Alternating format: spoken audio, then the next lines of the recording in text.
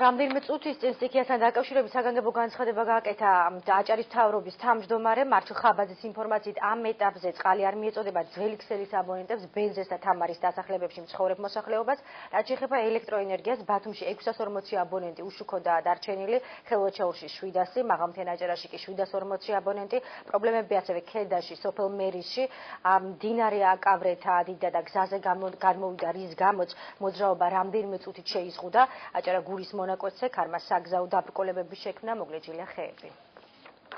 წყლის მიწოდება ძველი სისტემის ქალაქს არ მიეწოდება ძველ სისტემას, ხედულობაში მაქვს ბონი გარადოგი ბარცხანა და ჭაობის ნაწილი. მინდა ასევე გითხრათ, რომ ახალი სისტემის ხედულობაში, ახალი სისტემის შემთხვევაში მიეწოდება სრულად.